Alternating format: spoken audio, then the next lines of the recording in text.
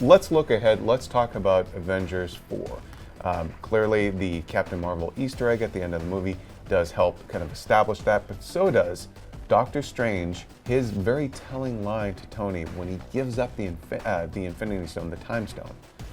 He said, "This is the only way," and he had seen millions of possible futures, and there was only one where they survived. So, to me, and I would imagine to most people, those are the two big kind of pointing you in the direction of what Avengers 4 is. Are your thoughts?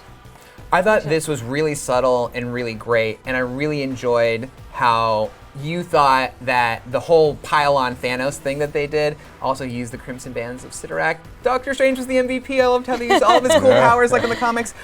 When they did all those things, you thought that was what he meant. This is how he beat Thanos. I think he saw way past that and saw that the one through line that saw Thanos eventually defeated in Avengers 4 is going to be Tony Stark had to live. So that's why he gave him the Time Stone, knowing that this was all part of a larger scheme, even knowing that he himself was going to die, and that's how it had to go. So I feel like that was actually really cool, and it's almost a little subtle, so you might not have picked up on it, and I think people are going to like discover that and be like, oh wow, this was all part of a larger plan. Yeah, I really felt like, you know, Doctor Strange was saying, I didn't necessarily take away from it that Tony needed to live, but I think you're totally right since we've talked about it. But I thought it was, you know, Thanos needed to win and get the Time Stone and have this happen, and then we can hopefully fix it later. What I am most intrigued about, and I will say, like, I hope that there is a payoff in Avengers 4 of Doctor Strange being like, this is why it needed to go this way, to like really nail it home for the audience. Yeah. What I am most intrigued about is how, well, two things. First, how Captain Marvel will fit into this, and obviously Ant-Man and Hawkeye, because I believe what we know about Ant-Man and the Wasp is it's happening like around the same time as Infinity War. So we were talking, like, imagine if that movie ends and just like, Ant-Man disappears, and like that's sort of the tie-in to the next movies, but also like really how just Captain Marvel's powers will work. We know this movie is set in the past, like how does she get to the present? Does like that pager somehow, I don't know, like how does that pager even work at all? And like in just ultimately what powers will they be using to sort of retcon things that happen? I would imagine that there might be some timey-wiminess, to borrow some Doctor Who terms, that would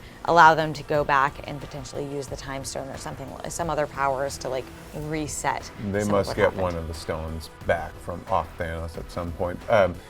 Obviously, Captain Marvel coming to Earth gets the rest of them into space. That seems pretty no-brainer.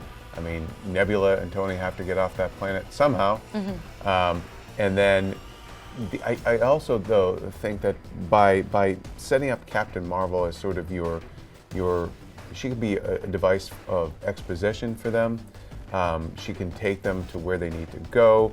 And, you know, depending on the Kree of it all in Captain Marvel, I mean, maybe there is another kind of thread out there that somehow is tied into this. You know, maybe it's not just all about Thanos and Avengers 4 or something. Maybe they have some unlikely allies that they have to turn to, because clearly everyone was affected by this. So the enemy of my enemy is my friend kind of deal might come into play. You might see some, you know, very interesting alliances in that film. Well, the interesting thing is we still don't know the name of Avengers 4, and Kevin Feige actually told you that like the idea behind withholding that name backfired because they were just trying to keep the focus on Infinity War, but now everyone's like, what could it mean? Yeah. But you know, we talked about, originally we'd speculated like the new Avengers, but that doesn't make sense because it's the new old Avengers. What if it's reassembled because they are literally coming back together, you know? Yeah.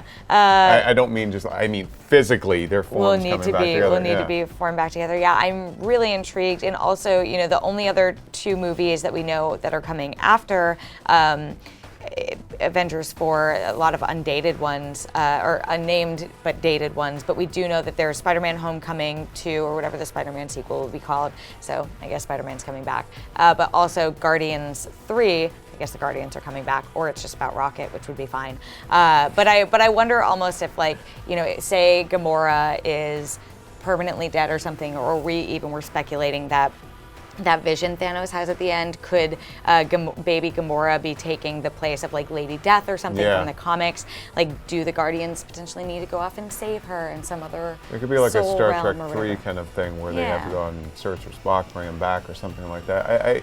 I also I another. will say, I'm just happy that the future is unknown, that Marvel has withheld so much so that we really can't speculate too much about what could come next. To get really nitty gritty and nerdy on this, though, the We haven't been already. Ant-Man and the Wasp will, we know that they're going to end up in the quantum realm because Michelle Pfeiffer is playing Janet Van Dyne, so they're going to go to this.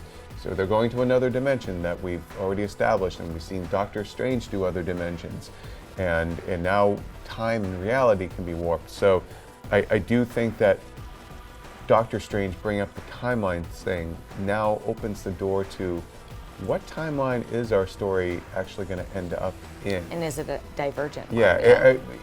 My concern with that is that they're going to kind of do what they did with the rebooted Star Trek movies, and that gets a little hairy, I think, and I don't know if they quite want to go there.